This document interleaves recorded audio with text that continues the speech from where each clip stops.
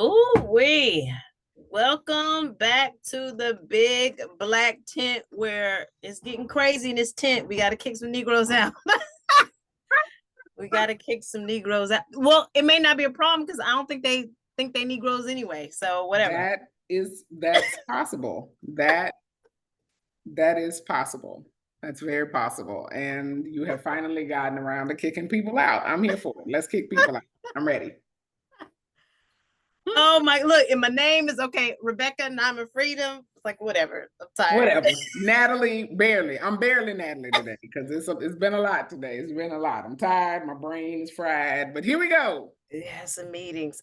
Well, I just finished up a week at the new job, the new W-2.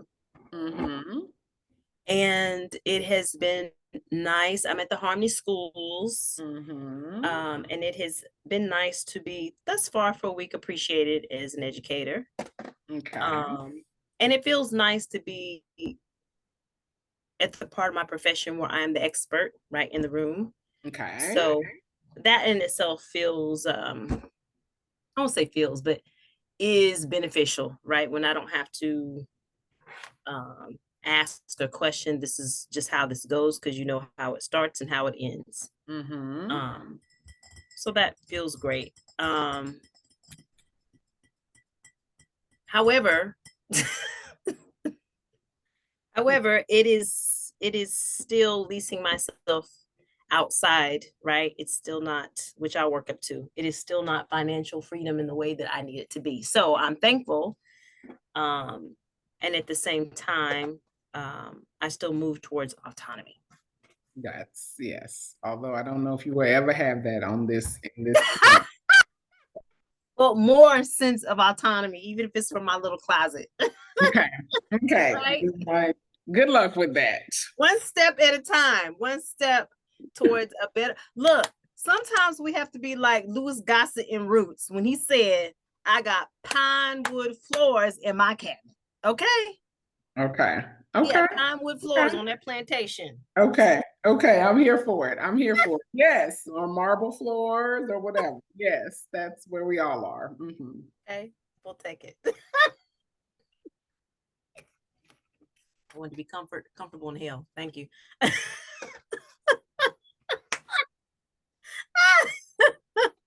want to be comfortable. I opt for no hell, and I don't do well in those kinds of circumstances. Well, oh man. And I'm drinking water like if I'm perimenopausal, can I not have a cycle? We're not doing both things. One or the other. You don't do all the things unless you go have a medical procedure. You're gonna do all the things. We'll do all the things because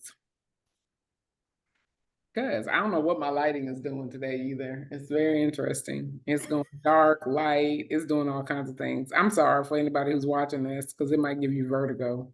But I have been on my feet. I have been thinking. My brain has been actively engaged since 8 a.m. So therefore, who not participating with the lighting? And whatever this lighting want to do, if it want to completely make my screen black in 2 seconds, I'm gonna be fine with it. Okay. Actively engaging. That's a lot. That's a lot. That's a lot. Actively engaging. Okay, I have this thing that came up on my feed. Ooh, let me pull him back up. Oh, did he leave? Mark Robinson. Okay. This person is you talking about? Let me grab my phone and see what's going on. I learned about Mark Robinson this week, but I learned about everything these days from Instagram. And let me go back to Black Home Educator. Mark Robertson? Yes. It says for NC? Yes. And then not the governor. He's lieutenant governor of North Carolina. When you said that, I was like, what are we talking about? And I didn't know if that was who you were talking about. I'm like, ain't he the governor, lieutenant governor, something in North Carolina? But okay, yeah. He oh, he's a candidate for governor, but he's currently the lieutenant governor. Yep. Okay. That's all you get. I don't know what to say. I have not paid any attention to him, therefore. I just learned about this guy. Supposedly, he's quoted as saying we need to bring slavery back, just like the other guy from somewhere said we need to bring Jim Crow back. Um, and it wouldn't be, look, I could care less what a fool is talking about, except when fools start to act on it and interrupt my living space. But here's the thing, though. He's the lieutenant governor of North Carolina. So, I mean, North Carolina, if this is what y'all want, I don't know what to tell them. Just don't know it ain't flying over here in Texas. That's all I know. And we have, of all of the 50-ish states, we are the one that has been its own country. So feel free if you'd like to, but it don't go that over here. Okay. So it's like, and I know this has always been, right? We know that Black Panther Party was infiltrated and Ohio was infiltrated. Like, we always know that you get one who's your color to agree with the other, and they pay them to do the damage in between to, But they can only do the damage if you let them do the damage. But see, he's doing the damage though. What damage is he doing? I don't, other than speaking about it, I don't know. I'm just making up in my mind that whatever crazy policy needs to be passed, it sounds like he'll do it because I don't know, he agrees with slavery. But he's not there because he put himself there. He is there because the people of North Carolina put him there. I'm gonna call my mom. If the people of North Carolina want slavery, then by all means, y'all can have it. Don't let me stop you. That is what the 10th Amendment is all about. The states' rights to choose whatever the states would like to do. And if that's what y'all want, then North Carolina, y'all have at it. Don't let me stand in your way because I'm in Texas and I don't know what worked for people in North Carolina. Maybe some of y'all ninjas need to be on the slave plantation. I don't know. And maybe it's not going to be all Black people on the slave plantation. Maybe Mr. Mark Robinson got a plan for everybody on the slave. I don't know. Because Mark Robinson. Okay, he's got a wife. Okay. Please be white. Please be white. First time you ever hear me say that, please be white. That would make it a little more real at that point in time. Please be white, but her name is Deshelle. I think she might be Black. Yolanda Deshelle. I think she might be Black. Yolanda Deshelle is definitely ethnic. Yeah, she's Black. Okay, and I say this because facetiously. Was he saying it for real? Or is he saying it facetiously? I hope it's facetiously. My people, both lines come out, my maternal, paternal people come out of North Carolina. I have never heard of this guy, nor have I been paying attention. I'm hoping he's just like an immigrant, like he just, maybe he's from Jamaica and he just showed up. Look at me trying to drag Jamaicans into this. You're trying to drag, they like, no bumble clot. They're like, they're not part of it. Jamaican accent ever. Okay. I'm sorry, Jamaicans. I don't know. Charter of America. Okay, so they want charters. We got it. I don't know if that has to do with slavery. The Girl Scouts. Okay. Oh, wait. He was sued by the Girl Scouts over money owed. Let me stop reading. Bought a bunch of Girl Scout tickets and didn't pay for them. Oh my goodness. Let me stop. Over $2,000 sued by the Girl Scouts. Oh my goodness. Okay, so he's starting to sound more like a pastor. Why does he, first of all, what porn site does he have? Because I'm looking at him and I'm like, he clearly can't be the main character in his own porns. Like, I'm gonna hope that's not the case, because I'm just saying, it might be somebody's thing, but that feels a little more fetish than lewd post. Oh, he was posting stuff. I think this was some years ago. You know how they pull it up?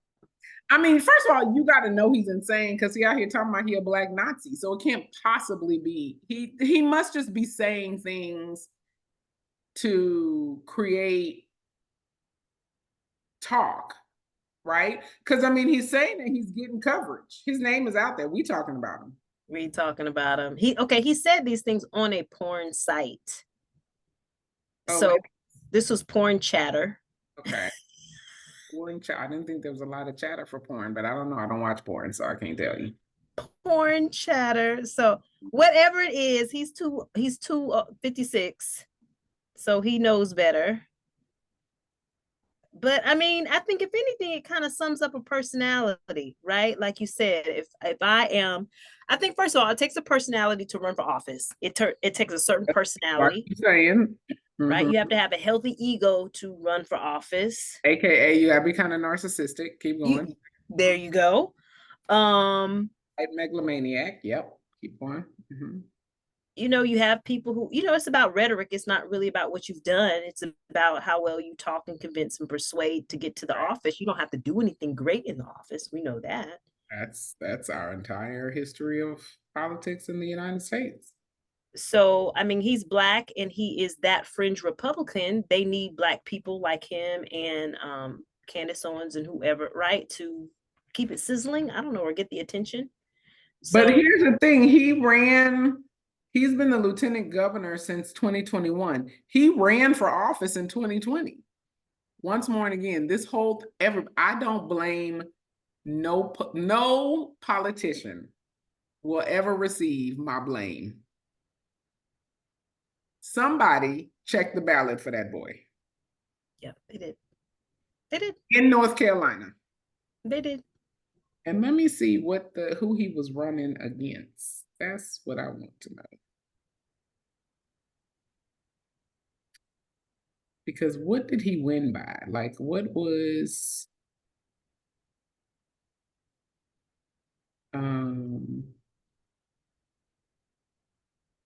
The site was called Nude Africa. This is a t-shirt, people. It's not what I'm gonna be wearing, but yes, if you would like to buy it, I'm here for it. Black Nazi on Nude. I'm Nude African. Don't put him in a tent. He Nude African. That's a new African. I don't know what that is. Oh my God, so terrible.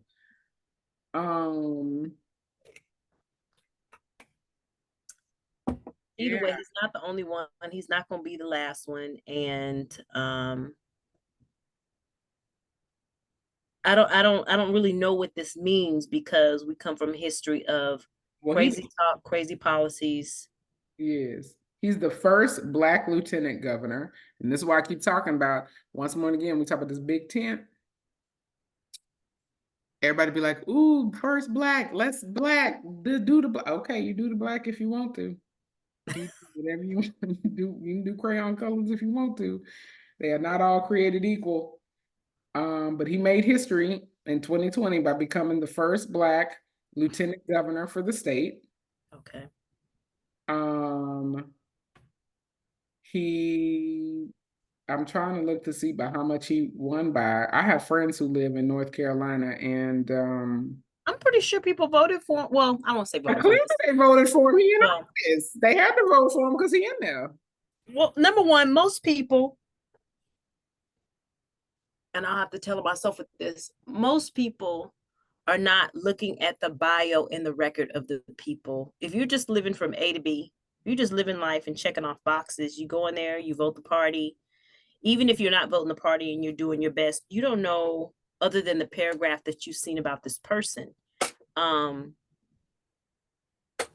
don't see any research papers or, let me take my 30 minutes and go through the sites and figure out what these people believe. I don't think most people are doing that. That's why I blame the electorate. I don't blame these people. I don't blame them at all.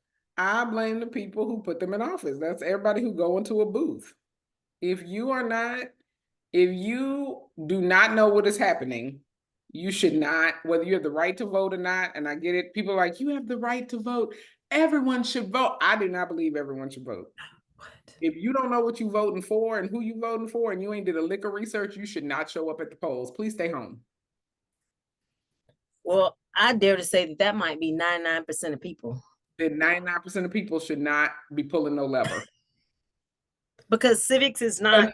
Then you end up with somebody out there talking about they a Black Nazi, which in and of itself is an unsolvable paradox.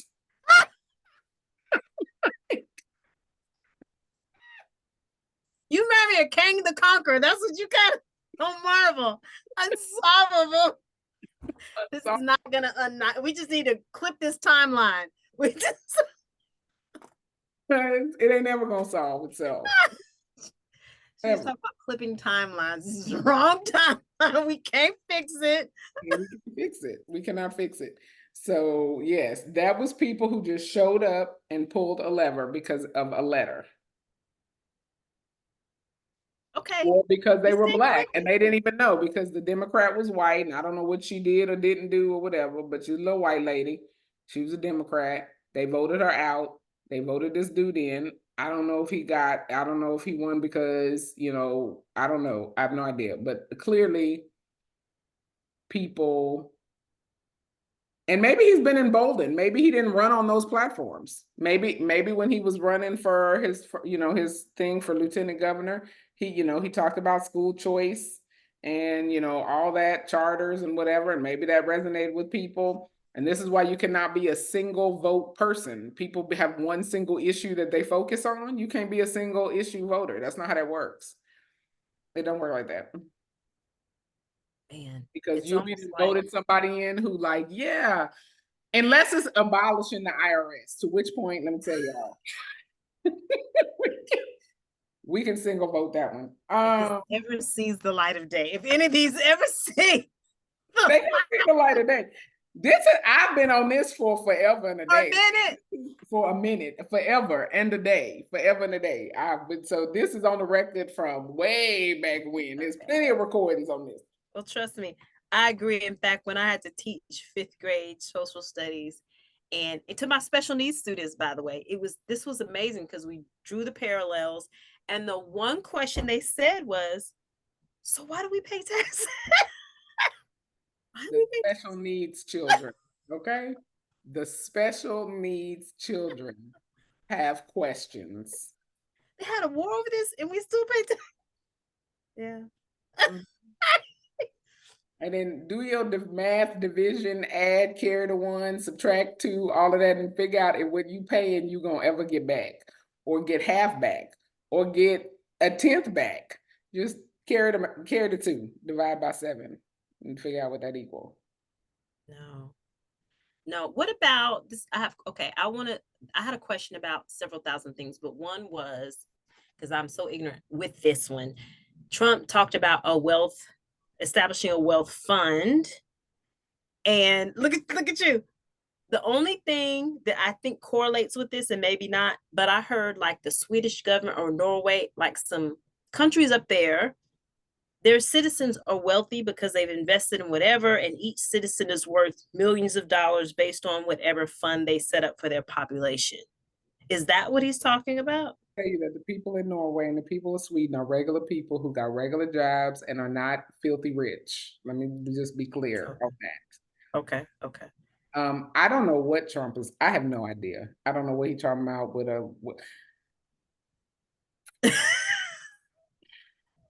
because the reason I'm saying this is because these are types of points that whoever worships him is like, that's another reason I want Trump. He's going to make us rich. He's going to give us Black jobs.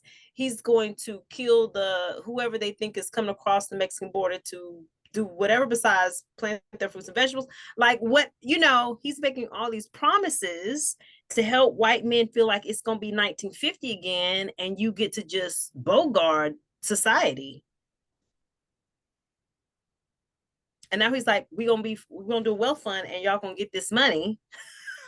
He's just throwing stuff out there. I mean, but that's what politicians do. They just throw stuff out there. If you go back through the record of everything that politicians have run on as their platform, their policies that they have put out, True. and you try to reconcile their policies about what they ran on with actual laws that they either drafted, forget about passing, either drafted or voted for or tried to sponsor if you're in Congress or a state house or somewhere, if you're a governor or a president or on the executive side, that were passed into law by signature. If you go back and try to reconcile what they said on their platform versus what they actually did in real life, about 5% of what they said was what they did.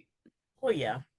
I don't think random stuff. They'd be like, parachutes for everybody. Okay. You get a car, and you get a car, and you get a car. Okay.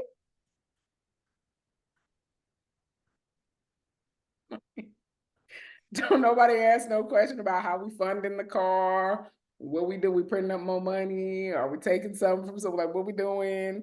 Nobody asks none of them questions. They just be like, okay, we're gonna get walkable cities. Okay, how you gonna get walkable cities?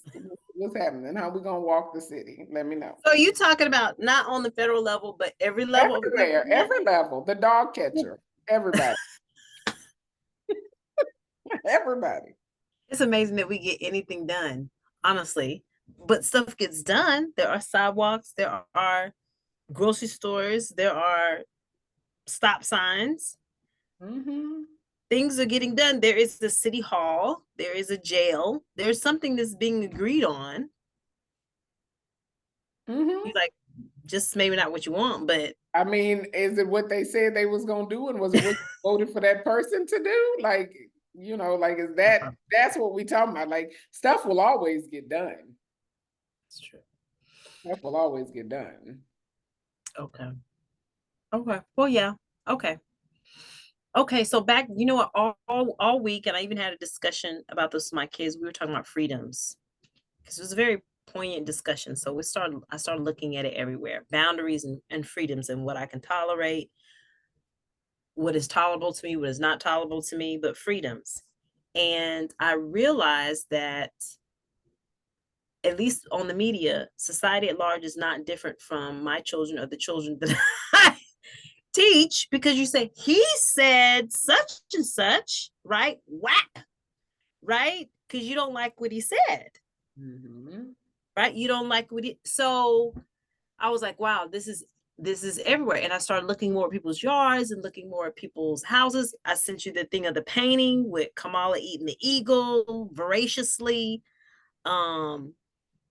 And I was like, wow, we don't like offense or what we call offenses. We don't like being offended. We don't like being disagreed with, even children. Mm-hmm. We want everybody to agree Only to what I believe, though. only to what I believe. And people are willing to be violent, Mm-hmm. right, to defend their belief systems. Verbally and physically, that is correct. Yes. Mm-hmm. So herein lies the problem of freedom, right? It That's ain't not none. freedom. It ain't none. It's relative. Freedom is relative.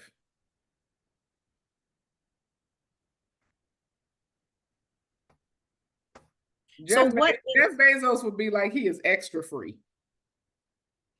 He got freedom out the wazoo. He'd light his freedom on fire. okay, well, he got freedom. Is that Most because he people can would afford say it? probably not. Right.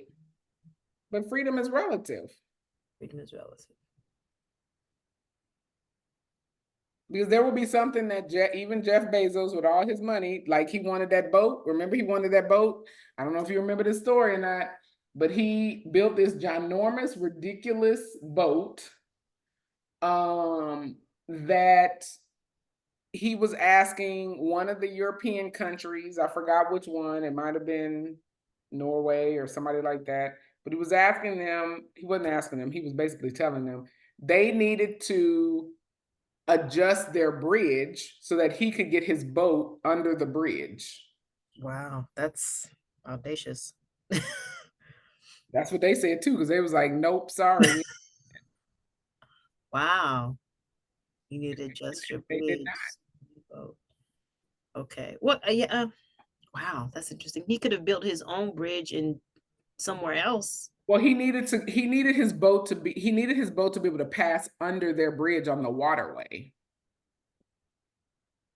And that meant they were going to have to do some significant construction around raising the bridge or enabling the bridge to do whatever it needed to do so it could pass. And they were like, no. Here I you mean, go. They got a story on right here. What happened with Jeff Bezos' yacht and the bridge? that makes sense. That's somebody else's stuff. Yep. To modify their stuff to fit your It needs. was, and so because, oh, it was in Rotterdam. So yeah, okay. So it says the three-masted schooner with the project name, whatever, was now quietly and secretly towed out of the shipyard at dawn without its masts because he wanted to have the boat fully assembled, but the boat wasn't going to be able to clear under the bridge. So he wanted them to do whatever they needed to do to raise the bridge, take the bridge down, whatever. He didn't really care, so that his boat could be fully, have the mast, it's all the stuff, so he could just go on out to sea. And they were like, "We're not doing that," and they did not. And then that's why they towed it out of the shipyard without its masts, so that he could get out of the area. $500 million. Oh Wow. yeah, it's quite a costly boat.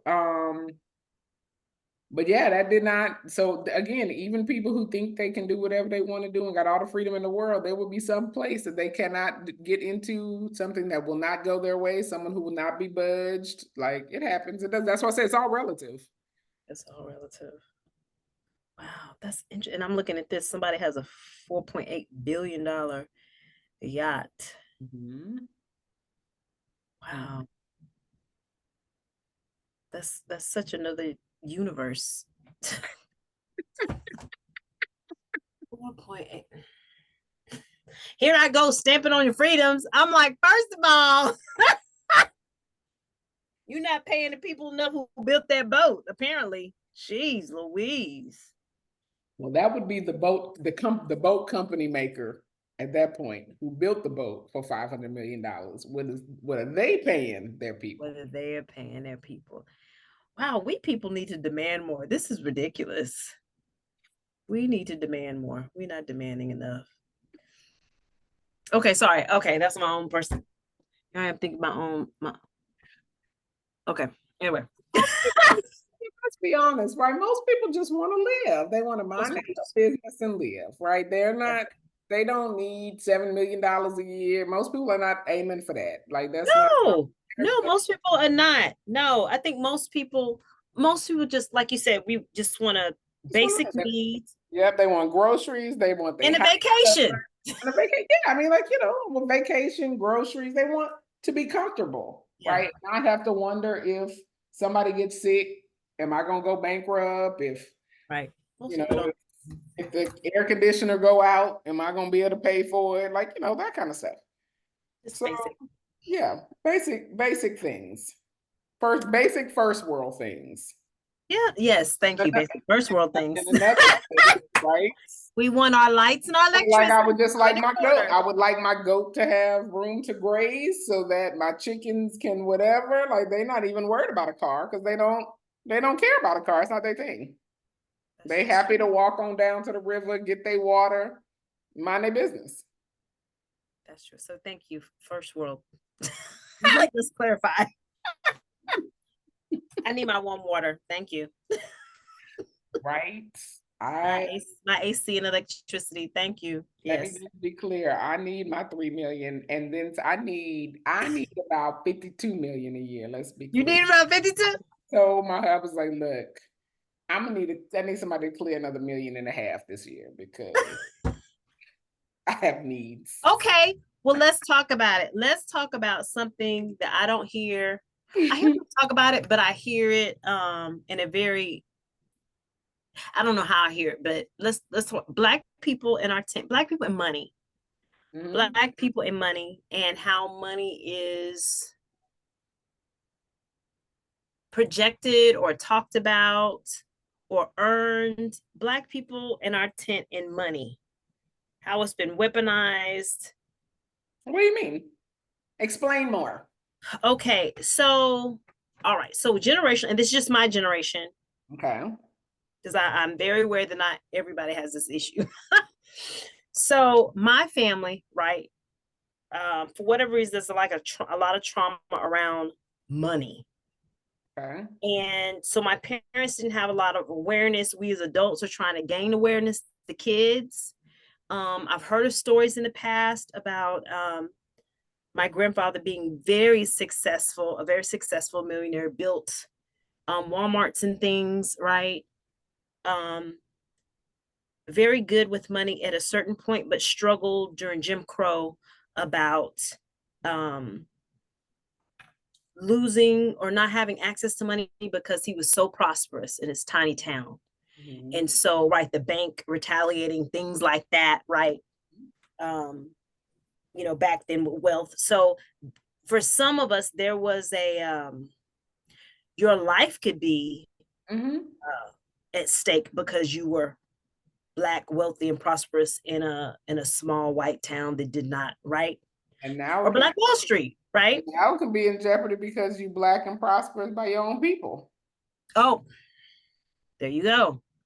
So So something about our community with money, and then self-sabotage with money. And then if you latched onto the religious part, right? The charlatans who might have mistaken themselves as preachers or vice versa, we're gonna damn you to hell because they need a piece of your pie, right? that's correct, basically. Right. So I remember the first time I ended up temping at a fiduciary firm, and I met this Black woman. It was run by people who were of the Jewish faith.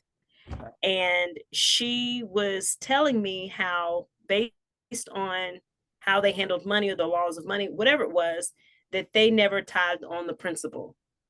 Their tithing system was a lot different from ours. And I learned there was a sheet, this printout sheet, the first time I saw this. And this woman was single. And so her amount was this much, or if you had kids, your amount was this much, and it was this much. And the percentages were significantly lower than what I was taught in church, right? And I was like, that's how you pay your time, right? Because right, they're always deferring to, well, the Old Testament. And according to these Jews, they were the Old Testament, and they weren't even asking for as much money, right? And as a community, we are the poorest.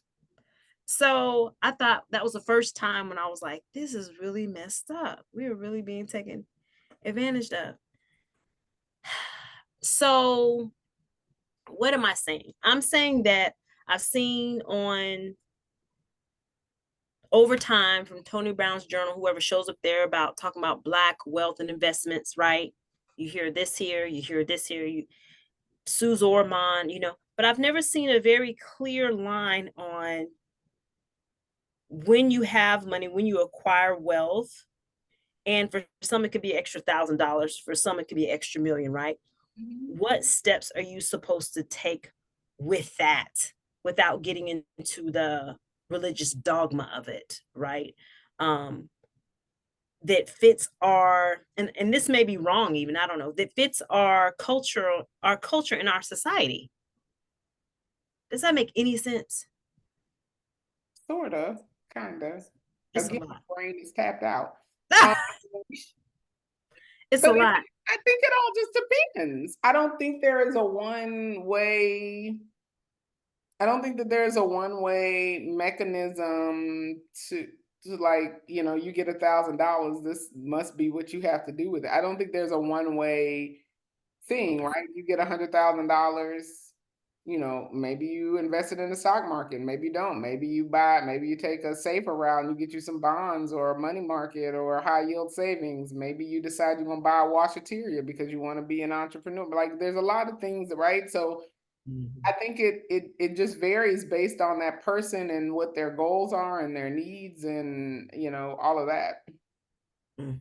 Okay. I think there's a one single source of truth of how you go about doing what you do You know what you do. Okay. with your money.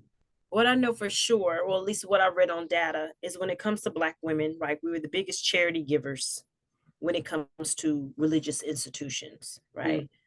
And, we're the most educated, we're the most charity givers when it comes to our churches. We're dealing with our health disparities due to stress, probably. Yes. Um, and I've seen what's his name? Dave Ramsey, the financial freedoms. Mm-hmm. And maybe it's a mindset where we're like, we have to figure out how to invest and think about our wealth versus just dumping it into a source that may not be giving the pathway that we want. Now, I understand if the church is, if it is your community maker, right? Because if that's the place where you have community and you help and that's an extension of your family, that makes sense. But at the same time, I think there's something wrong when it's always intangible goods. That's Um, possible. Yeah. right. If you don't have a foundation of your wealth and you're only receiving intangible goods and you're giving something tangible, well, to me it's the same thing as me dumping money into these games that my kids have. I need X amount of money to buy Roblox. I'm like, this is a racket. How do I you bought how many skins for with real money? What's going on here? I feel like it's very similar. I mean, that's a whole different conversation about the religious dogma of it all. Because again, as a Jew, short for Judah. Ooh, you said it. You said it. You said it this time. Well, I As a Jew, short for Judah versus Jewish, kinda. ish, Okay. kinda. I can tell you there is no part of tithing that you can accomplish at this point in time where we are in life. First of all, you need to find me a Levitical priest. So when you do that, we can have a conversation. There is going to be a certification class in 2.5 seconds. If somebody feels like that's all you need, okay. They're like, too bad it's a bloodline and not a certification. With blood samples, you gonna see people. Right. 2 and 3. 1, 2, 3, and me says, I'm a Levitical. You're gonna be like, I'm a Levitical priest. Come forth and bring your to the storehouse. Come on. It's a lot. There's a lot of there, when it comes to religion, people are willing to suspend not only their own reality around it, but they're also willing to suspend what their own doctrine and canons say around it in pursuit of following someone else for the sake of community. That is a very strong drive. Okay. Yes, I get that. I've been that. Yes. You need community. You need community. It is. This is. Can we define community? Can you pause and define community for me? Like when you say community, what do you mean? Okay, so I'm only approaching this from my own personal experience. So I'm biased. Okay. Yes. It is scary being out here in this world with self and children and no extension. Okay. So community meaning you need a support system. Okay. Right? You need something that looks like a friend. Okay. Some people vouch for lovers, right? Been there too. You need some sense of family, right? Okay. That's when I'm talking about community, I'm talking about a support system. You need a support system. In whatever shape, in whatever embodiment it comes. Blood, something. You need a support. Now, do you believe the support system has to be a consistent thing? Meaning like if community for me is 3rd Street Baptist. I don't know if there's a 3rd Street Baptist out there, but I'm just sure there is. 3rd Street Baptist with Pastor Ezekiel Ronnie Jenkins. Then that is, it has to remain that. Like that's the consistency. Like community has to be consistent, come through the same channel. Well, based on needing stability, most humans need stability and don't like change. Yes. For stability's sake, yes. So then if we were to bring the religious dogma back into the conversation, right? When God or Christ or whomever, like just decided to uproot people and tell them to go forth and I'll provide your way, right? I'll make sure you're taken care of. Old and New Testament. That would not lend itself to the notion of consistency. That would mean that today you might get your meal here, tomorrow you might get a pair of shoes from over here, on Wednesday you might get sleeping arrangements over here. Like, it is not going to be, it may not be, it may, your support may come through any number of channels. It may not come from one specific pipe that flows the water through that one pipe. Right. hence, okay, so yes, been there too. Yes, hence the issue. People, especially if you have children involved, people opt for stability and comfort. I think that's what we're bent towards, stability and comfort. Now, when that violates love and peace, right, you have decisions to make, and many don't make them. Many do, but most don't, Okay. because that is hella uncomfortable. And most of us are not good with being uncomfortable. Right? So then what that means is two things. If you're looking, so if people are looking for, this is a good conversation, I think. If people are looking for consistency and also looking for stability, that pretty much means you have capped your success. Oh, wow. Because yeah, there's not a single person out here who's successful at what they do who will tell you they just got comfortable. Like and things were consistent day in and day out. They saw the same thing, felt the same thing, did the same thing. Wait a minute. Say this again. My brain is trying to catch up. Say that again. Say it again. I think that made me uncomfortable. Say it again. I mean, I have a quote that I don't know who said it first or whatever, but there's a quote that I've heard and I hold near and dear to me, and that is that progress has never come from a place of comfort. Right? So if you're a person who's looking for consistency, is looking for, and people, okay, if you're the person looking for consistency and you're looking for stability and you're looking for even waters, right? That lake that looks like glass, you've probably capped your success. Now, I'm not going to say, again, there are all kinds of anomalies out there. Right. But if you're an anomaly, fantastic. I'm proud of you. But for the vast majority of people, you will have capped your success because there's not a person out there. I'm sitting in Dallas right now because I am successful and change happened. Change is, it is constant. There is no such thing as like just being comfortable and getting, like wallowing in comfort, and like every day there will be something new. There will be a new challenge, a new thing, something that has to get faced, something that and it will require different tools and different resources, some of which you may be able to call on from the past and pull out a little toolkit. Others you will have to manufacture on the fly.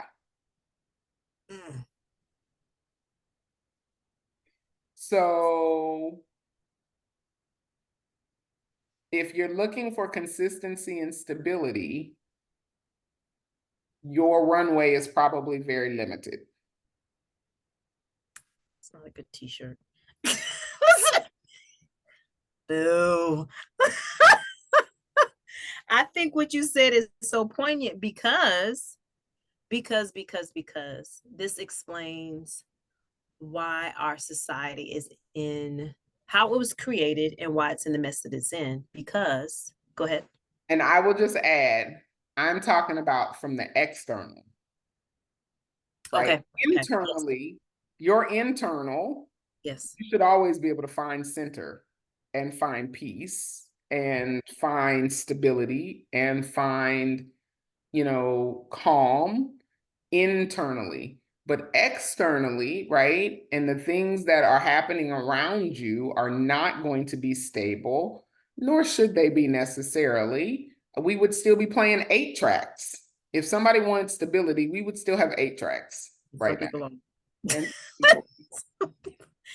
And some people, no, what you're talking about, what I'm hearing you saying is, creation from the inside out. Everything must change. Everything does change, right? Even if you have the illusion, right? Constant change, which is how you have kings, which is how you have quote unquote leaders and politicians, because people generally want to, right, give that Power to somebody else. responsibility to somebody else. Yes.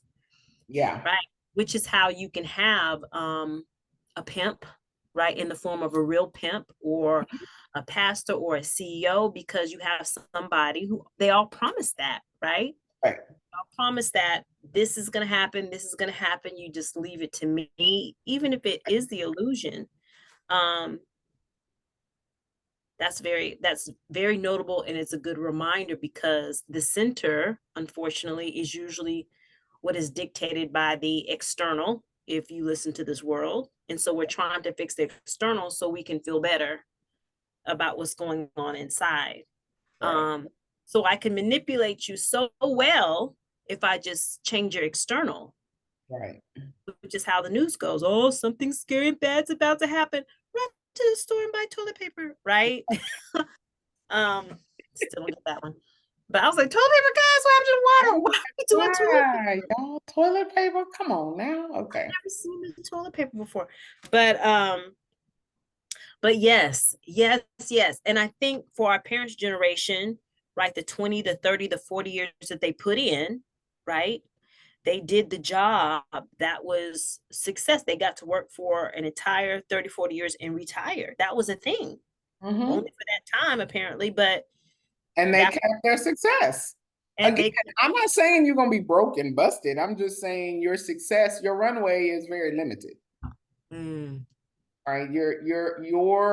The rungs on the ladder that you are going to climb to the success, because it's people out here dreaming big dreams, and they want to be all these things, but then they want everything to stay the same, and they want to feel comfortable, and I'm like, that's not really how that happens.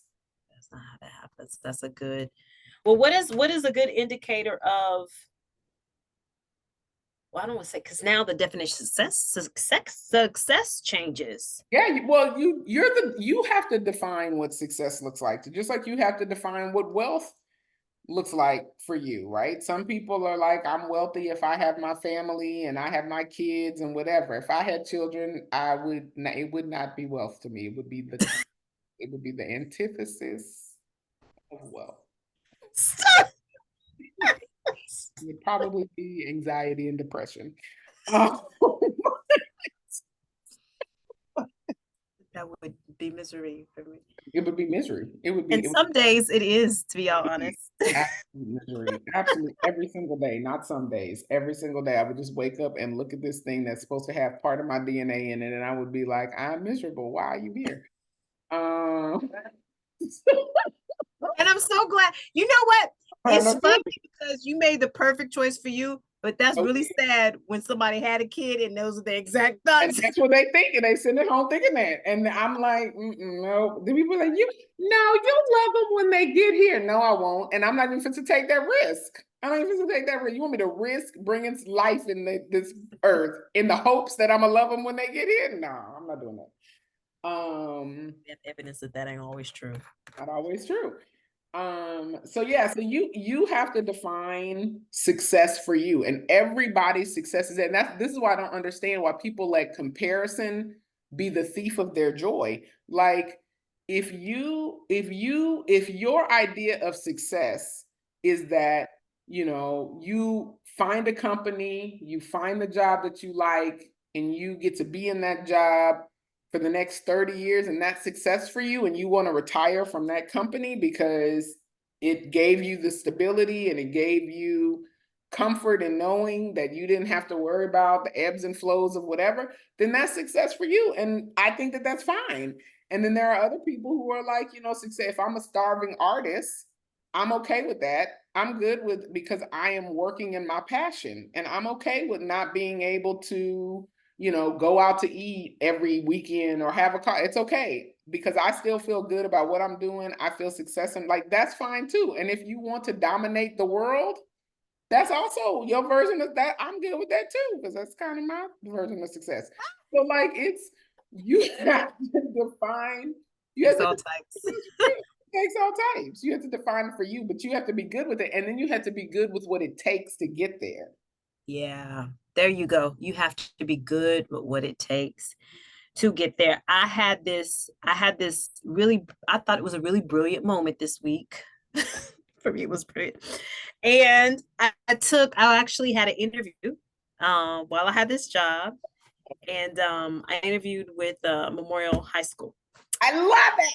I did. And in my mind, I said, that's what I want. I said, it'd be good to work at Memorial because I want my son to go there next semester and I'll be at the campus and I'll be able to work with him. I was having all these things. And so I called so confident because I was like, I don't know. You know, but I was in the car and I'm interviewing with them. And she told me what the role and what the job was. And I thought what came to me was, what is success for you? You said you wanted to work in Memorial, one of the top 10 high schools. It's in your neighborhood. And I start calculating all these things for me. Mm-hmm. And I was like, I get to create my own island over here, right? I was like, there's not a system here. I'm creating this system. Mm-hmm. Check. If I'm over there, there's already a checklist and I have to fit into their system, Mm-hmm. right? And she Mm-hmm. started talking about they weren't sure about where they wanted me to be, which to me sound like confusion. I don't like confusion, right? And I was like, I have a system that works to get kids from A to B. And when left to my own devices, this happens quickly. So I start comparing about, hey, I think I like being the master of my own ship. Mm-hmm. So I started, and I was like, you know what? Thank you for the interview. And I'll let you know I'll contact you if I have somebody who can fill that position. Right. And Mm-hmm. she was like, yeah, April positions open up again. We'll keep your name in the batch. And I was like, that was great. But it turned out not to be how I define success. Right. And I was like, I thought that's what I would have wanted, but that's not what I want That's correct. at all. So no, I love that because right, I don't know if it would pay more or not. I just know it's a huge team. And like most successful teams, or I don't even know if they're success. I just know the high school is notable for whatever. Yeah. Um, that there's a place that you have to fit in within the system. And I'm aware now that I'm not good with working within your system. I like creating my own systems. Right. And that, Um, and that is that's a criteria for you and success. And again, people gotta, you can look at Simone Biles and all the Olympians and all that, and you can be like, I want to be just like them, and that's great. You can want to be LeBron if you want to. I'm not telling you not to, but you also have to you have to put in that work, and you have to be okay with, that's what I'm saying. You have to be okay with being away from your family and your kids for however long, and you have to be okay with the long days of training and all the things, right?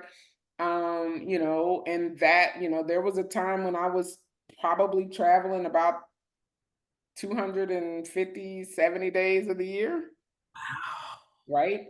Like I was on just all over the planet, everywhere, doing all sorts of stuff. And I was good with that because that was what I needed to get to where I needed to be, and it was on the roadmap of things that I wanted to do, and so it made sense. But not everybody wants that. So people are like, oh yeah, I want to be just like them, and they make millions of dollars and all this. But do you want the life that they have? Like, do you want to do the things that they do in order to get that thing? Again, you have to figure out, and there are always trade-offs, right? There for everything, it doesn't matter what you can define success for yourself, and that's fine, and you should be good with it. But there's a trade-off to whatever you're defining success for. If you're like, look, I love teaching eighth graders. Okay, good. And you're like, I want to do this for the rest of my life. That's good too. And that's your success. That's what your version of success is. And with that love for eighth graders, and if you're like, I also like to have my summers to myself. I want to be able to, I don't want to be going, I want holiday, all this stuff. Okay, great. That comes with a trade-off. Salary is one of those things. And so you can be like, right? right. And so if you're like, I'm fine, I don't need all the fancy dancy, I'm good with shopping at Goodwill and going thrifting and all the things that, Wow. whatever, right? Mhm. Great. then that's your trade. That's the trade-off, right? I don't need a brand new car. I don't need a big house. I don't, right? Those are the things that you're trading to do the thing that you like. Other people who have families, you know, there are people out here who are married with children and all of that. And their trade-off is they don't get to go to their kid's soccer game every Saturday because they are out on the road or they doing something, right? And apparently them and their family, I hope, are okay with that trade-off. I hope they're okay with that trade-off. So yeah. I love what you're saying. Robert De Niro just, well, according to this website, published a thing in 81 that he wants to put he's sorry on his tombstone, according to this article, because in order to have the career he had, right, he could not be there. Something had to give. So, like you said, as long as everybody's good with that, if not, then pay for therapy and just accept the consequences. Correct. Correct. Right. Well, and I think you also have to, I think people go into things thinking they get to, they like you get to, We and were this is told why, we could have it all. That yeah, you lie. think you can have it all and you can't have it all at the same time. And it's why I didn't have kids, because I was like, my lifestyle is my lifestyle. And if I have kids, I need to change my lifestyle. I can't do the thing, I can't just on a weekend whim decide I'm going to Paris. Like that's not how that works with children. Like you gotta, somebody gotta look after them, all the things. Um, and so I like my lifestyle, I like my life, and it works. It works with my husband is down for the cause and all of that. So it works.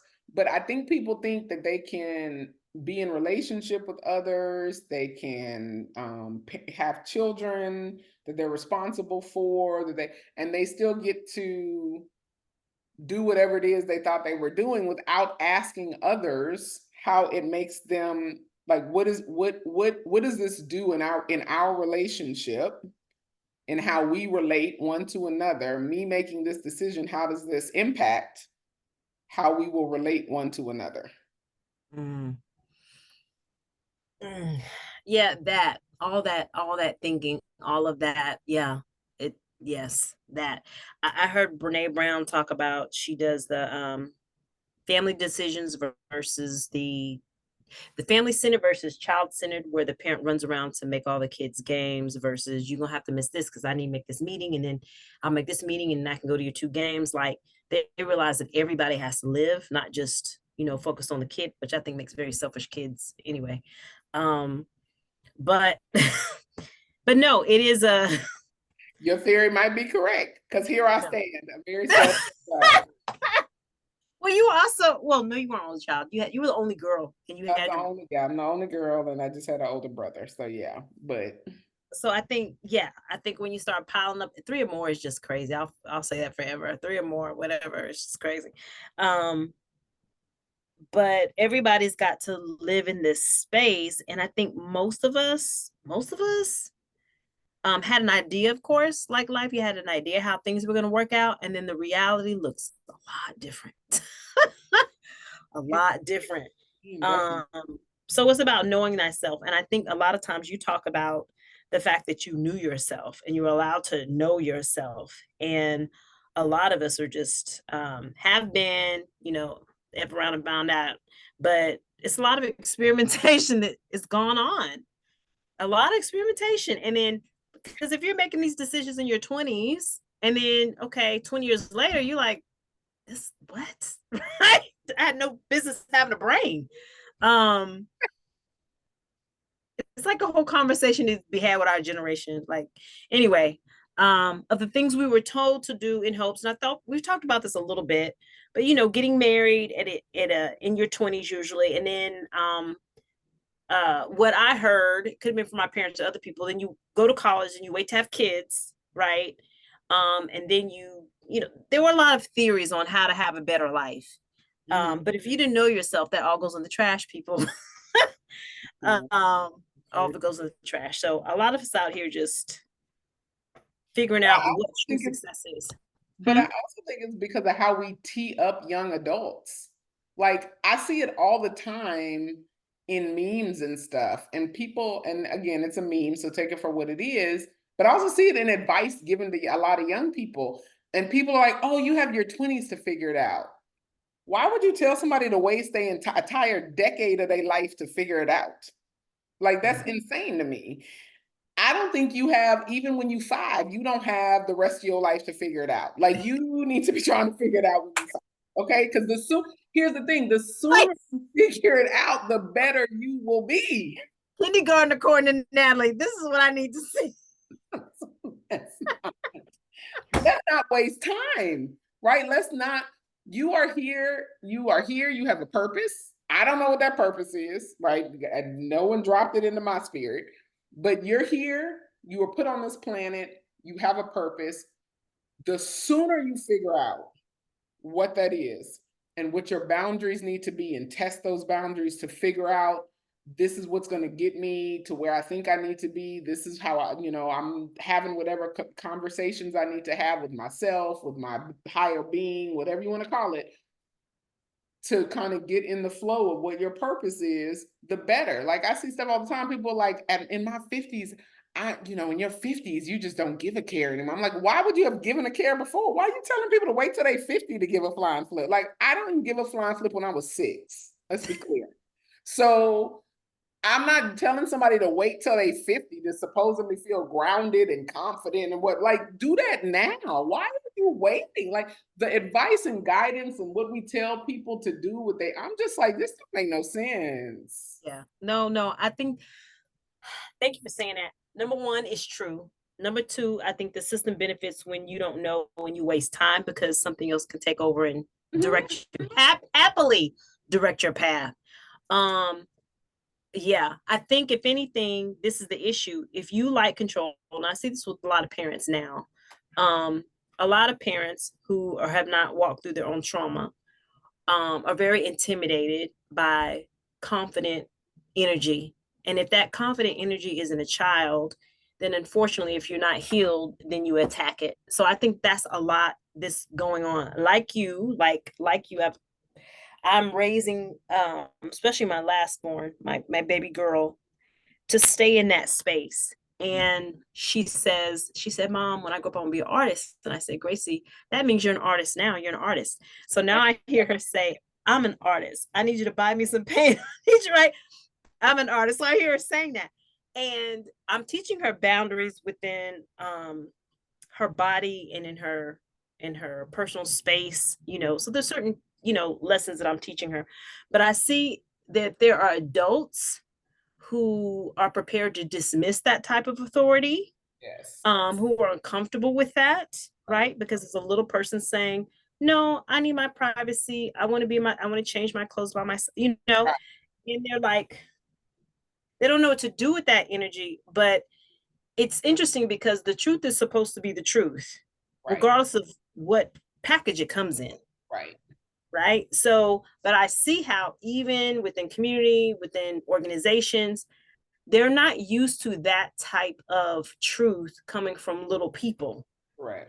And it makes people unsettled. I also had a conversation about my 13-year-old who's it's like walking this back. He has an idea of what he wants, kind of, sort of, right? It's kind of, sort of. My job, I think, with them is picking out what I see they naturally do and saying, okay, this might be a good avenue for you, right? But again, if you have, not to give power away, but if you have a parent, an adult in your life who is used to the weight theory, or you don't know because you're just a child, Right. and they're confident with you not knowing, Right. because it gives them some measure of control.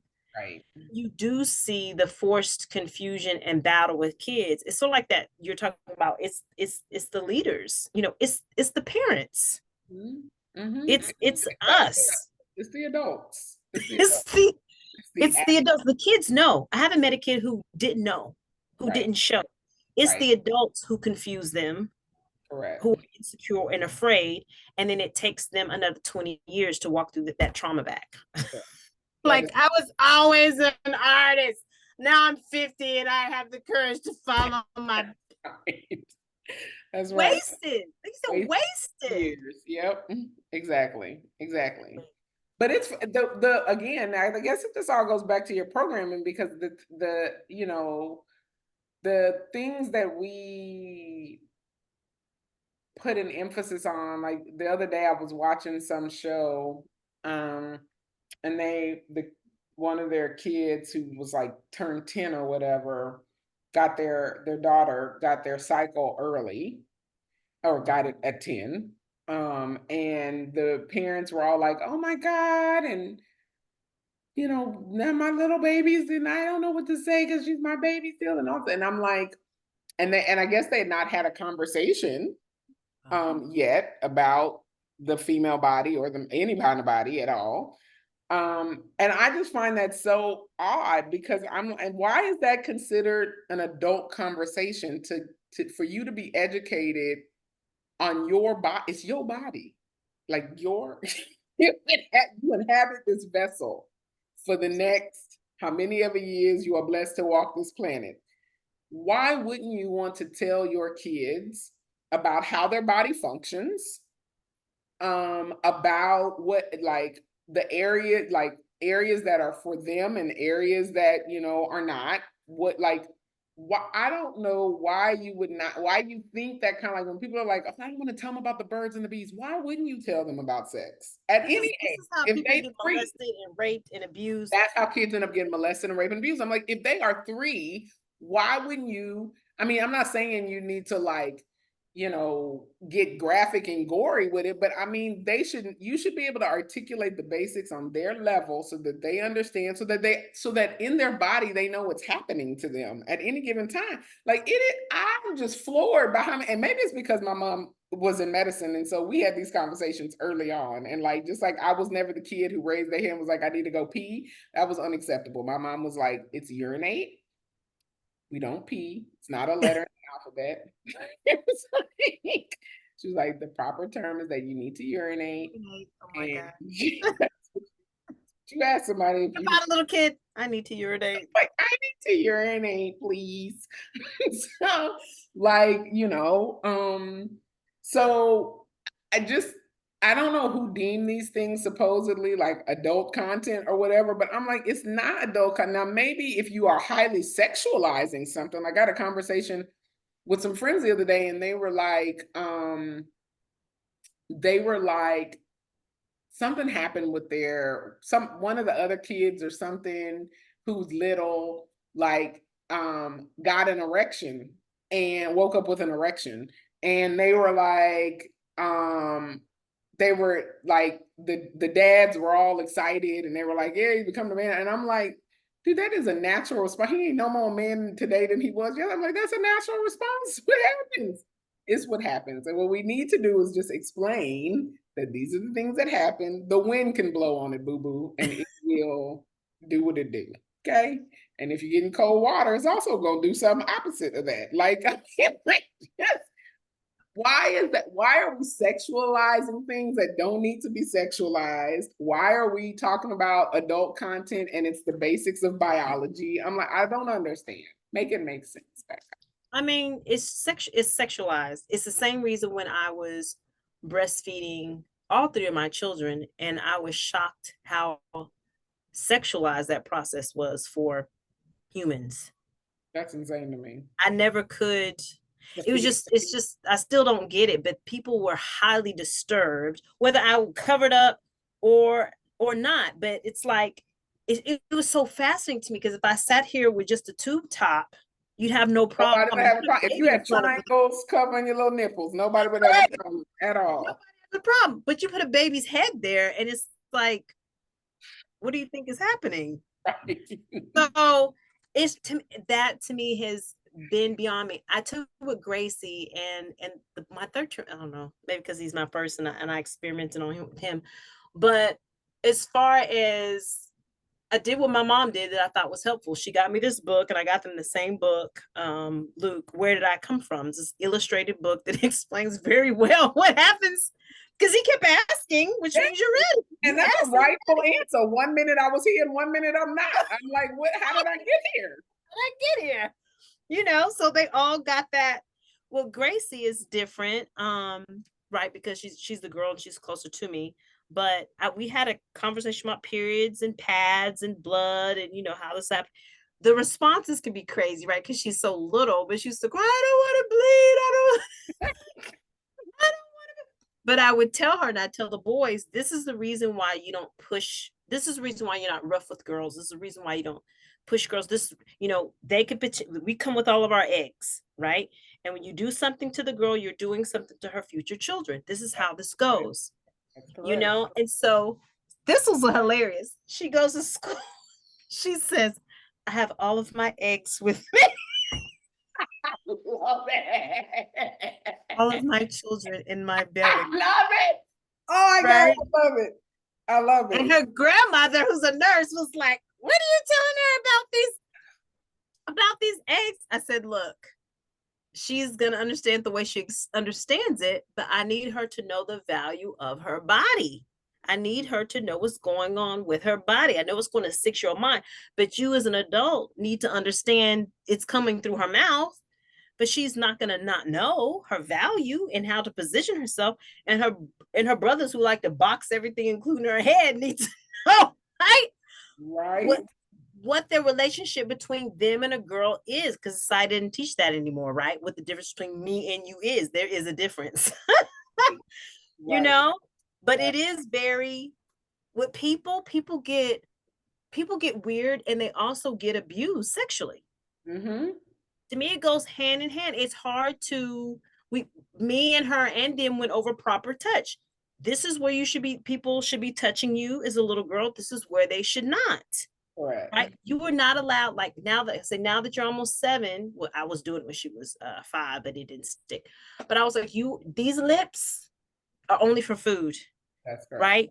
We're not nibbling and kissing. No, that part is over. We can hug. Here's your stuffy, but people aren't supposed to nibble and kissing you in these areas, and you're not supposed to be doing it to people in these areas. It's like, right.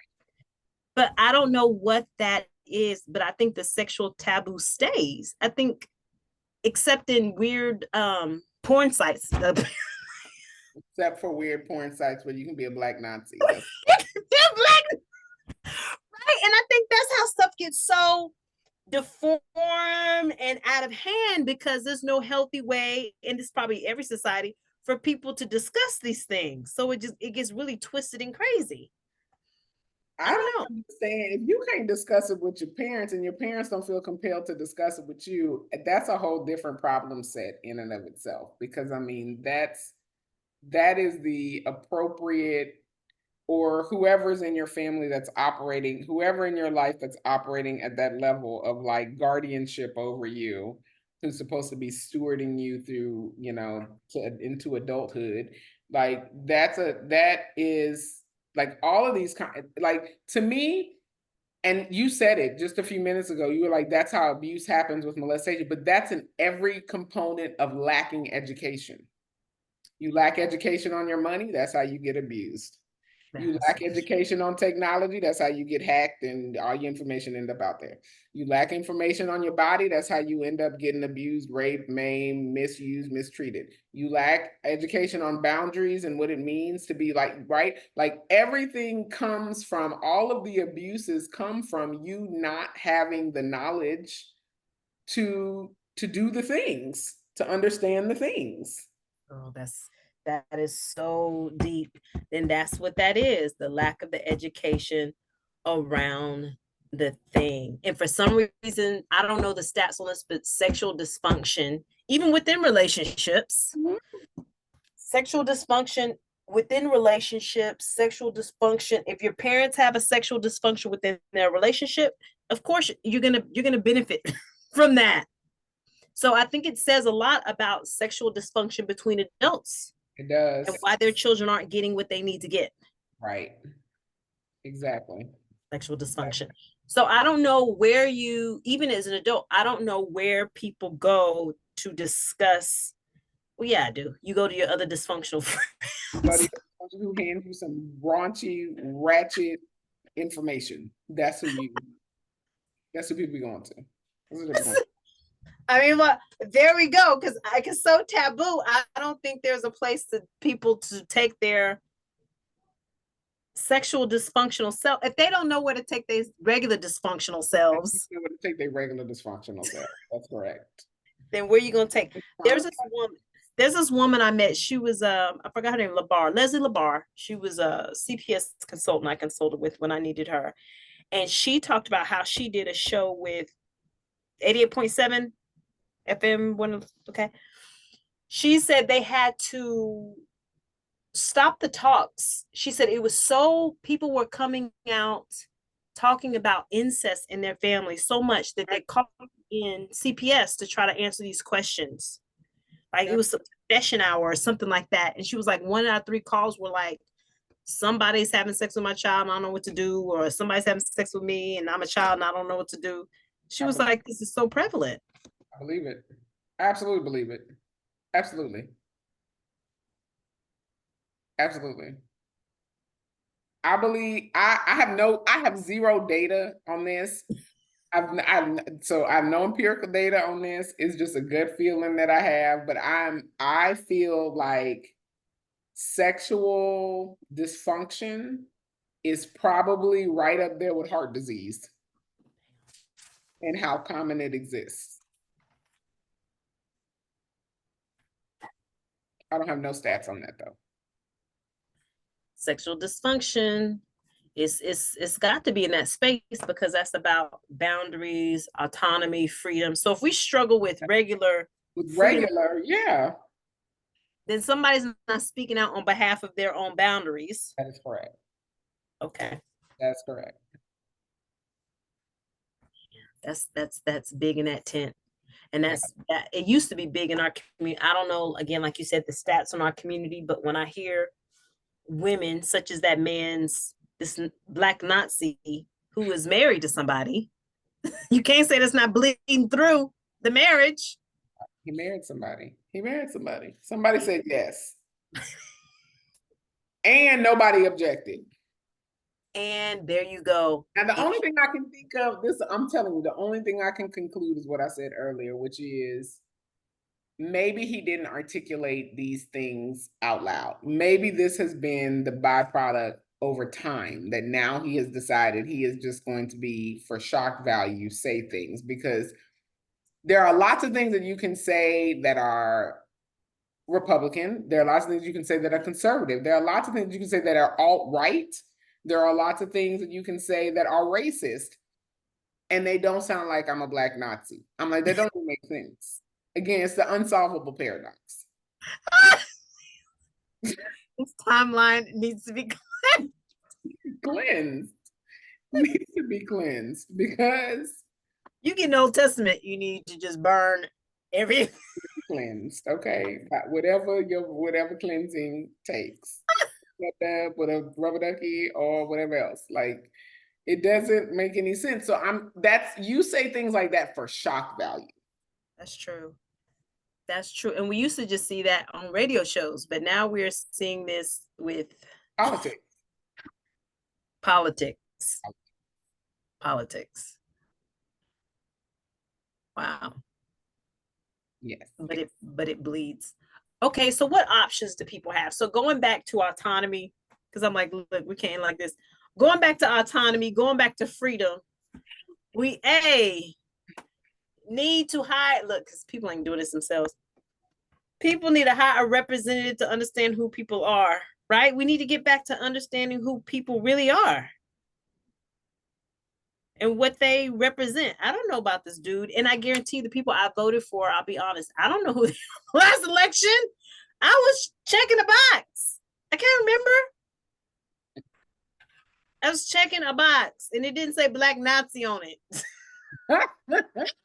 You know, a crazy Karen. Those are not the descriptions. I'm trusting that somebody vetted these people before little old me. All you gotta do is go down to the county clerk's office and file.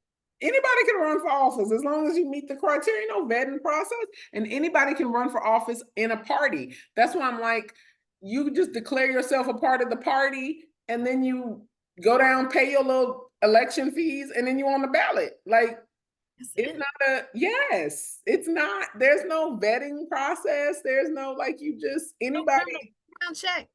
No.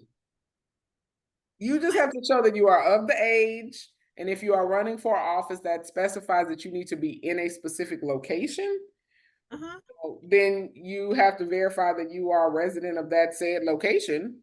But other than that, you just run for office. It's That's there's it. no other criteria. I mean, age, age, and residency, That's it. and maybe citizenship, depending on, your citizenship. But that's it. There's no psychological testing, there's no aptitude testing, there's no felony testing. Hello, the current man running for president is convicted. That 39. has not disqualified him. There's none of that. Which is why I think it's hilarious that they like try to say that people who were formerly convicted of felonies can't be vote. and I'm like, at least in Texas though you can, but I'm just like, but you can run for office if I don't. See, nobody knew. Now I need everybody who's ever been a felon to run for the office. Mean, hey, you can. Again, get your little money together. Because you can't even volunteer at your child's school if you had And, a felony. and sometimes, sometimes I'm trying to think, there might be an office or two where you don't even have to have the money if you have the signatures. Oh, really? I think. I might do this just for fun. I'll see how far I can get.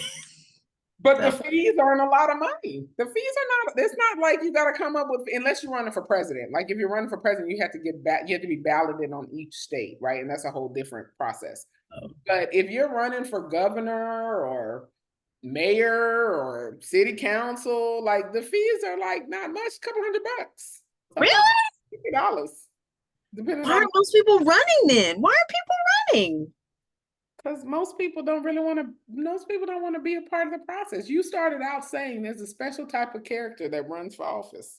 I know, but based on the characters we see, something's got to give. Well, and most offices don't pay any money. So that's the first problem, right? So, I mean, if you're a mayor or something like that, but like city council doesn't really, I mean, they pay a little bit. You're right. Like if you're going to the state house, like if you're going to Texas State House, it pay like $800 a year, something ridiculous, something crazy stupid. That's true. If you're to be a Texas senator, it doesn't really pay that much money. So like you have to have either you come from money and they're gonna support you, or you have a business that can sustain itself, because you also can't be in office and try to run a business like that. You can't do that. So like he was in Mar-a-Lago. Didn't all the meetings take place in Mar-a-Lago?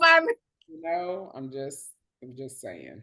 I'm just saying. I would like to know if Puffy is gonna name Trump. That's all I'm saying. When he starts snitching, I wonder if he's gonna say Donald Trump name. Okay. So I'm just wondering if he has receipts for Donald. Because remember, Puffy and Donald used to be really close back in the day. Did I just take the conversation in another direction? I'm sorry. Back to Black Nazism. Isn't that the kind of same thing that the porn freaknik? Yep. Yep.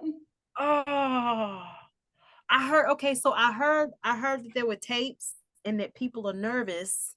Oh yeah. They're tapes because he had cameras in all like the rooms and stuff like that. So that he was recording stuff, and also it's gonna be all kinds of, unless he end up like Jeffrey Epstein, where he had nothing to hang himself but end up dead, or don't have a gun and end up shot, and you'd be like, "How he committed suicide? He shot himself. In the back. He ain't got a gun. He in jail. How he get the gun to shoot?" Okay. Anyway.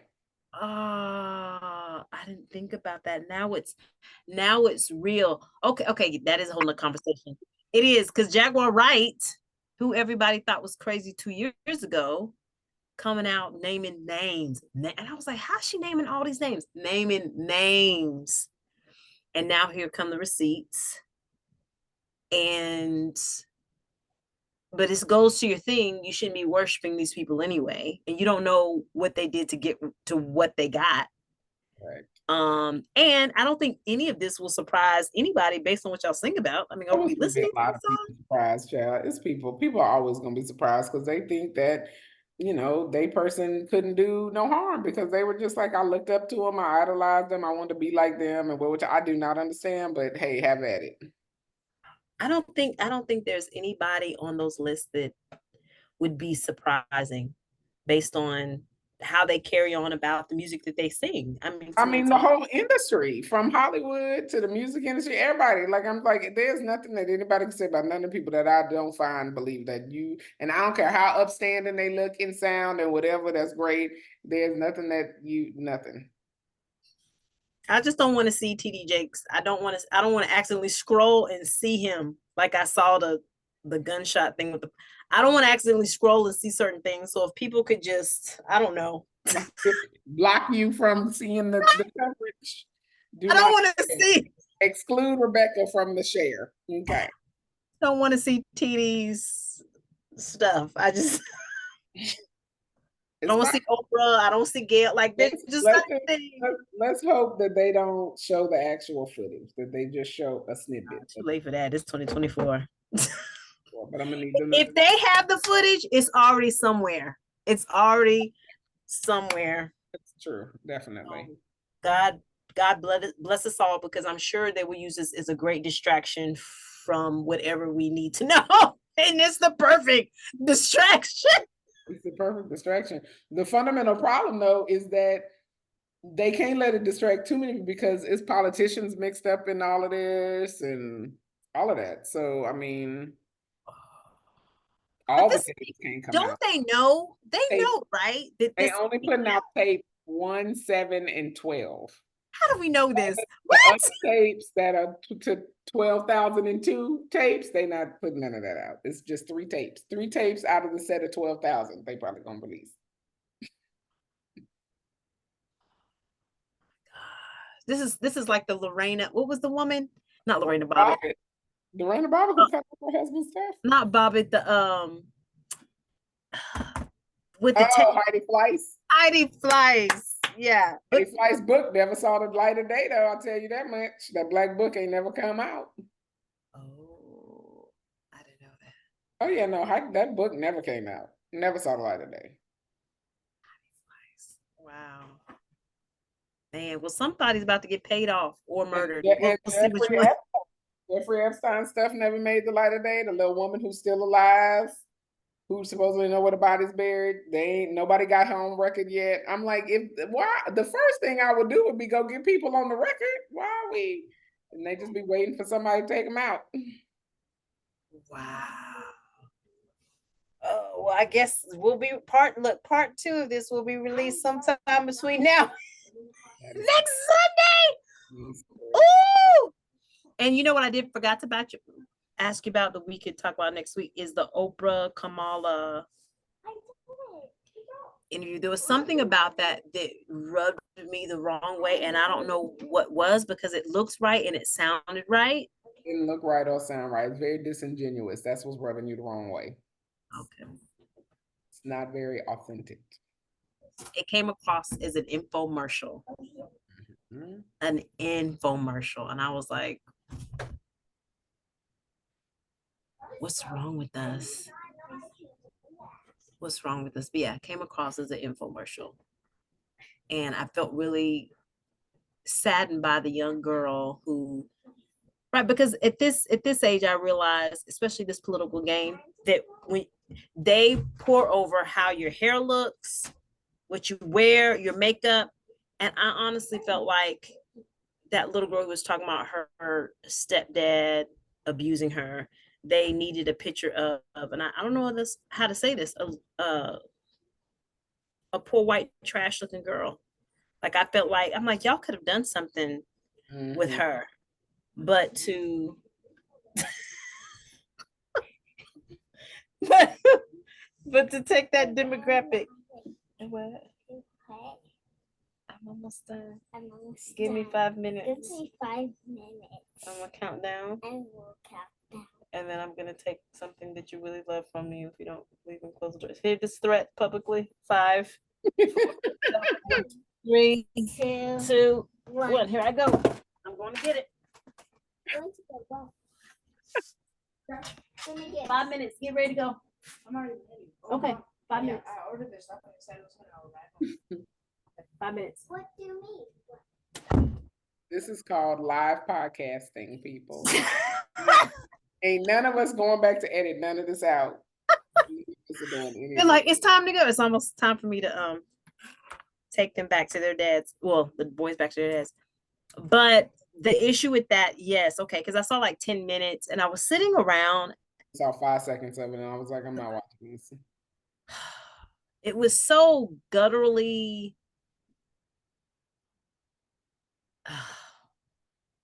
Man, it was salacious. I felt it. Well, I don't know if that's the right word. I just felt like they deserved more.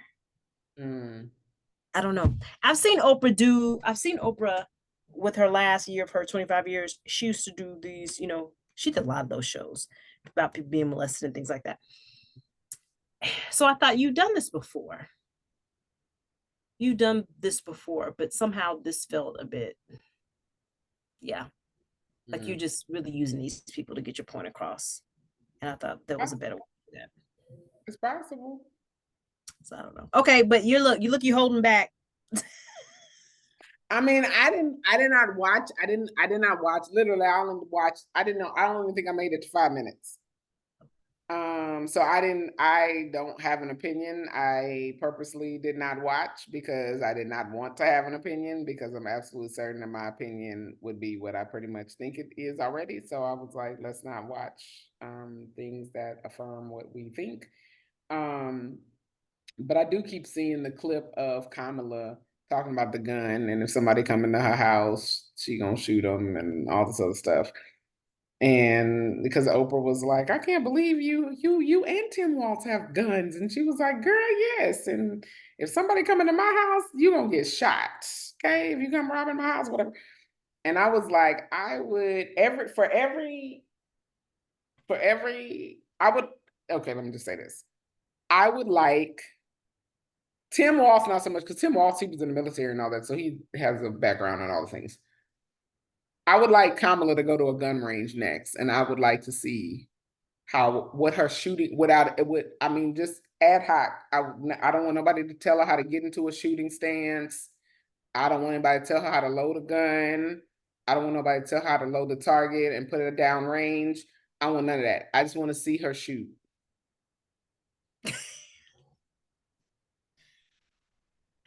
As the gun owner who gonna put a cap in somebody if they come into her house, I would like to, because I'm gonna tell you this: if she can't hit her target, I'm gonna advocate for her not to have a weapon. It is interesting, right, to see the pandering the other way. I've never heard Democrats talk about shooting, owning guns. I've never heard them use the word freedom, like how the pandering is swing. And I understand you want the Republican vote or whoever crazy is doing whatever, but it's just interesting, right? You stand still long enough, you live long enough, you see the pendulum swing, a different way, and whatever I have to say to do what I need to do, and then what next, right? And then what next? So what? They vote for you, and what next? I think the joke is going to be on everybody. On everybody, yes. Right, on everybody, especially when let's say you do win, right? Let's say you do win. And then what? How are you going to handle those who were disgruntled and insurrected last January 6th, right? Or whenever that was. Okay, so what are you going to do with them? And what you going to do when you lose? And what next? Nobody's talking about what next. You still have a huge portion of the population that wants what they want, and they're going to do what they have to do to get it. And they act like her winning is going to solve this issue. No, it's just going to be a hellish 4 years. Hellish 4 years. Or 2 years, or 1 year, or 6 weeks. Right. And I'm not hearing people talk about the obvious of what's next, because you had a group of people working 4 years. Right. They've been planning. They've had 4 years to plan from this insurrection. That's correct. And I have not seen any count or anything. Correct. What next? So I guess, I don't know. I find it disingenuous and ridiculous that it feels, I don't know if you ever saw the show Designated Survivor. I love it. With Kiefer. Okay. Everything Kiefer Sutherland does, I love. From 24 to Designated Survivor, I just be like, can Kiefer Sutherland come and save the country? Maybe, I don't know, because he did it twice on 24 and on Designated Survivor. I feel like he has a track record to win. It's gotta get. I feel like this is where we are. Like, so nobody's talking about the obvious of you've got a group of people who have been preparing for 4 years to set this off, and you winning or not winning does not change the plans. But Kamala has a gun, so it's fine. It's just a gun. It's fine. I'm just like, it's fine. So you win, that's going to make it more of a problem. You winning is actually going to really set the bonfire. Like, this is going to make this worse. Maybe it's just me. No, I mean, it's gonna do what it do. It does win or lose. There's no way, no matter what the outcome is, I don't believe that people are gonna get out of this unscathed, right? So I don't think it matters if Trump wins. It's gonna be problems either which way, and if Kamala wins, it's gonna be problems either which way. It's gonna be problems.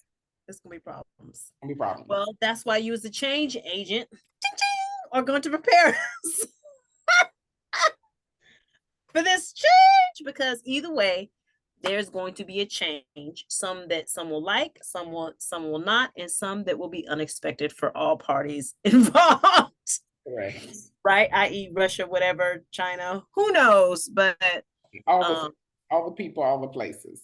All the people, all the places, and voting for you is not going to solve this issue. America has a bigger problem. That is correct. A much bigger problem. Problem that we will solve. We will not solve. In 2 hours. Solve the problem. No. Never gonna happen. Like, this is how it is. How it ends. Oh my gosh. Well, it was a good run. And I mean, it's we've been around for about 250 years. It's about time. That's a long time. That's a long time. I mean, that's a pretty lengthy amount of time. It's a pretty for a country. Well, yeah, yes, and only one notable civil war. Yeah, I mean, slavery, but yes, only one notable civil war. That is more than actually all the nations on earth. Yeah, I mean, like people had, we got a lot of countries are relatively newish, even the ones we think that are not. Persia no longer exists as Persia. We do not have the Greco-Romans anymore. Stuff. After World War II, actually, I think most of those. Yeah, Britain ain't the old Britain that it used to be. Britannia, all of that. It's a thing. Stuff come and go. It happens. It happens. Okay. Well. So, I mean, be prepared. That's all I can tell you. Get your life together, okay? Be prepared as much as you can. Yes. Change sucks. Okay, we got it. Why do people not like change so much? We don't like change because maybe the staples are different. Part of me, I don't know, maybe this other part of me is like, it'll feel good if the system of work is interrupted. I don't really like that process anyway, but it'll force us all to eat a soup kitchen. I don't know. That would be nice, but I want my air conditioning and I want my lavatories. Oh, I agree with that. I don't mind shifting and moving, but I do want my basic needs met. I would agree with that. So as long as basic needs are met, then yeah, let's change. Change. As long as things that I love to have are still around. Yeah, like who wants war? Not me. Who wants war? But it's a profitable thing. I know, right? It drives economies. For those who profit. But their profit reigns on everybody. I mean, I'm not saying I want war either. That's not what I'm saying. I don't want to be the benefit. I don't want to sacrifice because of, I don't want to be killed and watch carnage. That's what I'm saying. I don't want to watch carnage. Fair. I mean, that's fair. I think that is a basic request. Right. Right. Because you see, like Lebanon, I learned Lebanon, right, is being attacked. So like the south side, whatever it is, the north side is good. The south side is being towed up. So, which is crazy making, but that's reality. When you go to war, most city could be on fire and Memorial is all good. That's all good. That's correct. The Woodlands could be fine. Katy could be underwater. That is correct. Right. Yeah, it's true. So It's true. I don't want people to get hurt, but I want to be in one of those areas. I need to be in a safe zone. Where's the green zone, please? Where's the green zone? That's where I would like to be. I need to be there. So no need to get nervous about it, but I'm just saying that it's maddening. Even as the banks were faltering, like I remember them saying, everything is like 2007, 2008. Everything is fine. Everything was fine. Everything. The people that lost their houses. But yeah, but that's like saying for COVID, right? So that's like saying, I get it. Look, this is always what I say about all the things. It is no different than anybody else that's living with a 10 to 20% chance of rain in their life, right? Like for those people, it's just like the Great Depression. People would have you believe that every single person in the country was in a bread line, starving to death, children running around here looking like little Timmy. Like, but it wasn't. It really wasn't. It was like 20 to 30% of the population, which again is hellish for those 20 to 30% of the population. But there's another 70% of the population doing just fine. Doing just fine. So you think about the 2006 housing crisis and 2007 and 8 and all of that, like, yeah, there were a lot of people who lost their homes, a lot of people who lost jobs and all of that. And there was an abundance of people who did not. That's true. That's true. Right. So, you hear it now. And coming out of Fortune 100 companies, large scale Fortune 100 companies, especially in the energy space, things ebb and flow all the time. Like Halliburton will lay off 6,000 people this quarter, and then in a year later, they'll hire back 10,000 people, and you'll be like, what? Like, it ebbs and flows. So when I hear numbers like that, I don't really get it. It's sad, right, that somebody is going through that, but it doesn't paint my perspective of what all of the economy is going through. But I went to work at this one company that was much smaller. And I remember they were laying off they were about a 15,000 person organization, which, whatever. 15,000 people they're employed, and they were laying off about 85 people. And when I joined, around about that time is when the layoffs were happening. And my conversations with people when I came on was monopolized by the sadness that the people who were still in their positions had for the people who were leaving, like who had been let go. And in my head, and I think I even said this to one of my leaders, I was like, I'm kind of used to like people laying off 6,000, 8,000 people, like 10% of their workforce and 5% of their workforce, which, you have 100,000 person company, 10% of your workforce is 10,000 people. I was like, I'm not sure I quite understand this 85 person situation. I was like, I don't know if I understand the impact. How long we was 85 people? And they were just like, I know, but we're such a tight-knit family and all this other stuff. And I was like, well, if you were a tight-knit family, you would have figured out a way to keep them 85 people. Let's be clear, Mr. CEO. I mean, you think about it, 85 people, even if those 85 people were making $100,000 a year on average, right? That's only $850,000. Right? So you can't find $850,000 between your entire C-suite, their next level down, they next level down. You can't curb travel and save money instead of having people traveling, curb the travel budget, curb the gift budget. If they let's say the job then if they family. I was like, stop lying. So moving on, I was like, so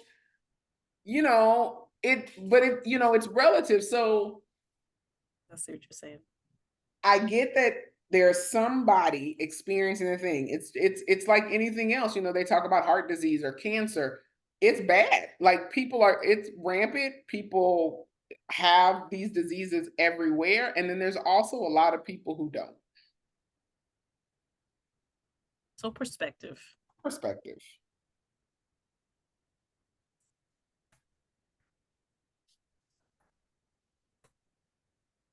So our big black tent needs perspective.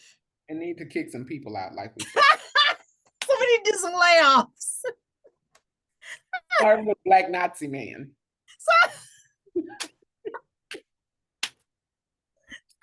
Like Nazi Man. Black Nazi Man and Diddy's already got. So okay. He didn't got. Okay, so he's in a whole different tent right now. One that has orange jumpsuits. So the big black tent needs to be like the Roman Catholic Church and excommunicate. We need to start excommunicating some people. Excommunicate people. Okay. We actually need to just start disavowing people. Like they were never even a part of it. You know how like on MI6, they'd be like, should you choose this mission? But if you get caught, we disavow you. Like you ain't never worked for us. We don't know your name, none of that. We need to just start disavowing people. Okay. Okay. Be like, Cletus who? Cletus over there? Cletus. Well, you will be disavowed. Oh, that's deep. I kind of like that. Yeah. I like that, but we need to clip some timelines and disavow some in order to get progress and move forward with this change. I don't know if that's going to give us progress. See how you took it to the next level? I didn't say nothing about we disavow people and end up with progress. You done added extra hope on that. I didn't say nothing. There's no guarantee that we disavow people and still end up with progress, okay? Because what's the point? What's the point of disavowing if you're not moving towards? I just don't want to be seen with you in general. I don't want that narrative tied to me in general, with or without progress. Okay, I can stay in this mud, and I still don't want you to know that I was ever in this mud with you. Okay. Oh my gosh, that's a whole nother thing we got to talk about next week. Okay, well look, I'm gonna take these kids to their baby daddy's house, which is another topic in podcast we need to have. Yes. Daddy's in the tent, and how we ended up this way. And yes. Yes. Yes. So until next time in our meeting that we're gonna have on rollout, I will see you later. Bye everyone. Blessed be. Yeah.